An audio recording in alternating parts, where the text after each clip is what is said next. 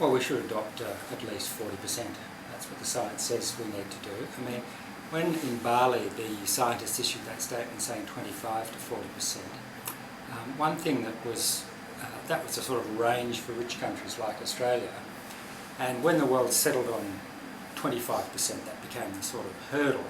What people forgot was that if the rich countries do 25%, that's going to lead poor countries to do more. If we were to say reach a limit warming to 2 degrees, say, which we know is too high. But so rich countries really need to do a lot very quickly.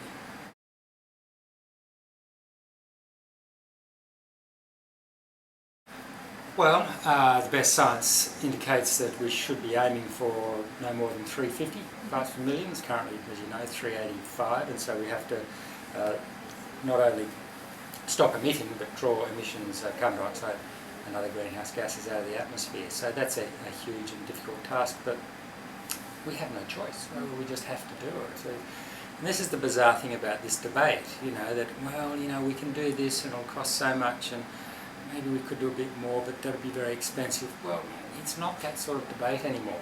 It was like that 10 years ago, even 5 years ago, you could legitimately have that sort of argument. But with the science as it is now, I mean, we're facing a very dire emergency. I mean, we just have to make radical changes in the next few years. It's not a question of, well, you know, maybe we'll do a bit, you know, over the next few years and see how we go. It's just, we're beyond that. We're beyond tinkering at the edges.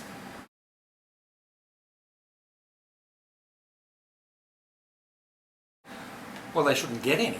I think there's a case for the small number of genuinely trade-exposed sectors which will have a transition problem. And in fact, the Australia Institute, the organisation I used to run, did the sort of definitive paper on this, identifying those 4 or 5 sectors where there is a genuine concern.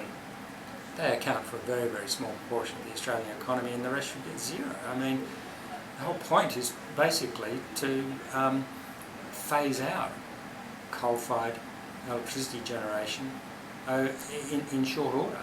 So providing them with any money, let alone billions, is not only contrary to the intention of an emissions trading system, it locks them in for the longer term. I mean, I'm just shocked that the Australian government, through its treasury modelling, should see the Australian coal industry growing for the next 20 or 30 years. I mean, they just don't get it.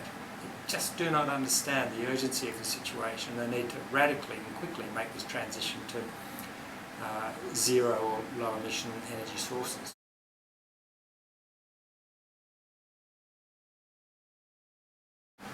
Well, of course, if we're going to aim for a 40% cut by 2020, we're going to have to do a lot more on renewables.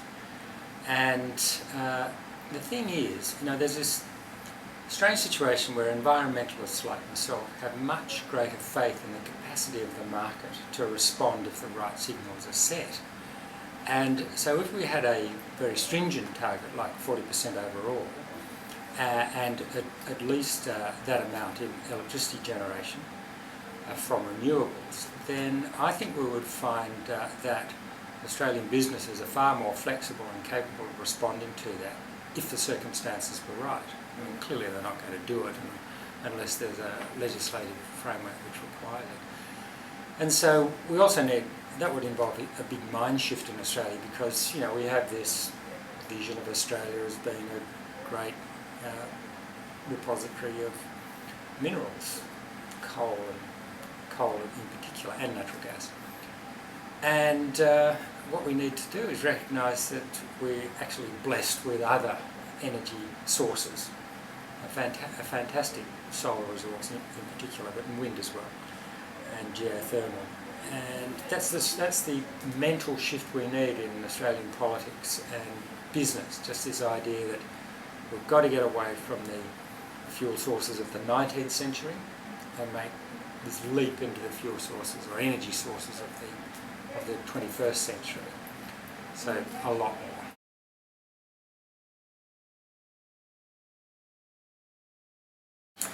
Well, the first thing we need to do is to be a world leader in reducing our own emissions, which would give us some sort of moral authority to lead the world, because sadly Australia has become a laggard country again, which we were recognised as being under the Howard government. Many of us hoped that the Rudd government would be different, but it's not.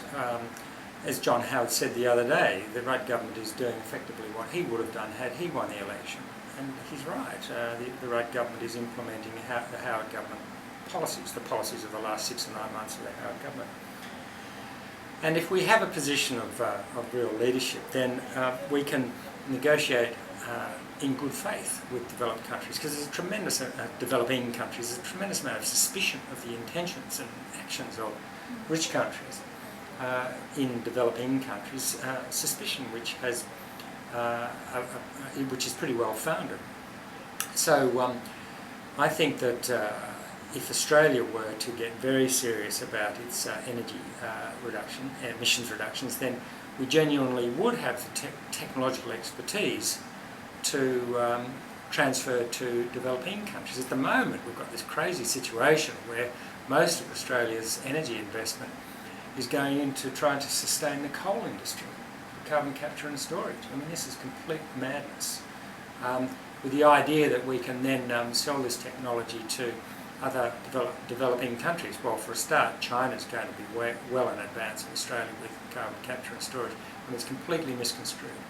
But if we had a very strong solar energy industry, geothermal, energy efficiency, these are the technologies that we could become expert in, become world leaders in, and then export cheaply to developing countries to help them cut their emissions.